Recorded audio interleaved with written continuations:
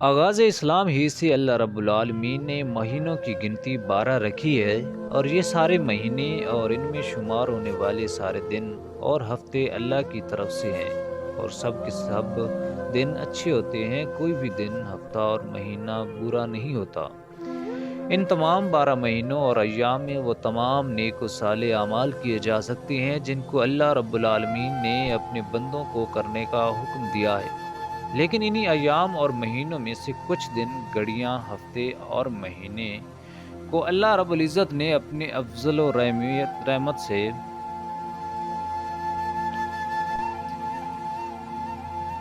لیکن انہی ایام اور مہینوں میں کچھ دن، گھڑیاں، ہفتے اور مہینوں کو اللہ رب العزت نے اپنے فضل و رحمت سے اپنی عبادات کے لیے مختص کیا ہے۔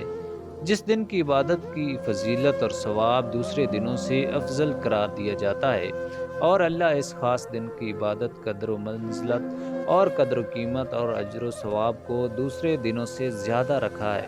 اور انہی 12 مہینوں میں سے 4 مہینوں کو اللہ نے اپنے بندوں کے لیے محترم و مکرم بنایا ہے، اور یہ اس وقت سے متبرک مہینہ ہے جب اللہ نے آسمان و زمین کو پیدا کیا۔ یہ اسی وقت سے حرمت والا مہینہ قرار دیا گیا ہے۔ حدیث رسول صلی اللہ علیہ وآلہ وسلم ہے، اللہ کے پیارے رسول صلی اللہ علیہ وسلم سے دریافت کیا گیا، اے اللہ کے رسول، یہ حرمت والے مہینے کون سے ہیں؟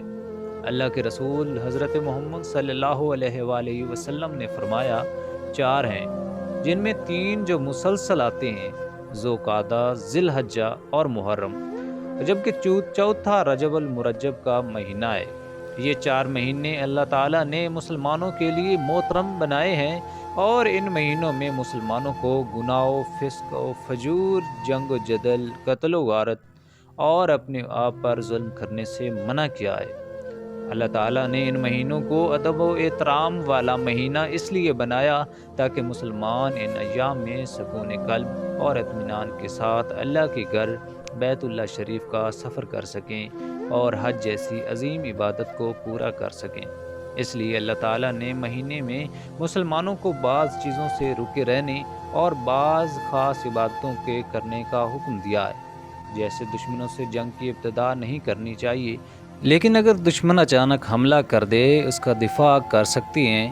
گناہ اور فسق و فجور سے بچنا ہے، اور اس طرح اللہ نے ان مہینوں میں اپنے آپ کو، اپنے جانوروں کو اور اپنے دوسرے بھائیوں کو کسی طرح کی جانی و مالی نقصان پہنچانے سے بھی منع کیا ہے۔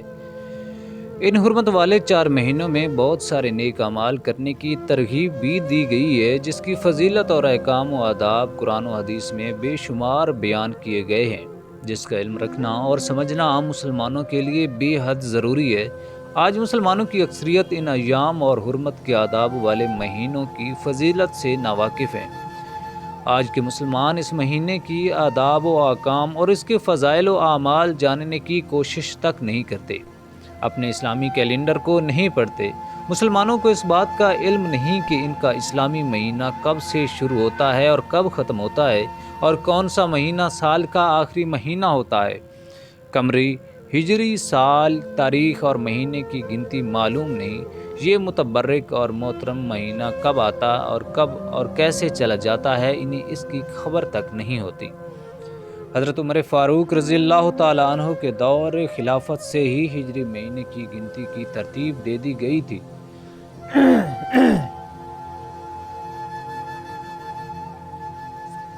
حضرت عمر فاروق رضی اللہ تعالیٰ عنہ کے دور خلافت سے ہی ہجری مہینے کی گنتی کی ترتیب دے دی گئی تھی۔ اسلام کا پہلا مہینہ محرم الحرام سے شروع ہوتا ہے اور ذی الحجہ آخری مہینے پر ختم ہوتا ہے، اور ذی الحجہ میں ہی مسلمان حج کے لیے نکلتے ہیں۔ یہ بھی حرمت والے مہینوں میں سے ایک ہے۔ اس ماہ مبارک کی بے شمار فضائل ہیں۔ حضرت ابراہیم خلیل اللہ کی یادیں، ان کے ایثار و قربانی، یوم عرفہ کا روزہ، ایام تشریق کے ذکر و اذکار، تمام عبادتیں اور اعمال صالحہ اس مہینے کی فضیلت بیان کرتی ہیں، اور اسی طرح دیگر حرمت والے مہینوں میں بھی عبادات مختص ہیں جس کی فضیلت بیان کی جاتی ہے۔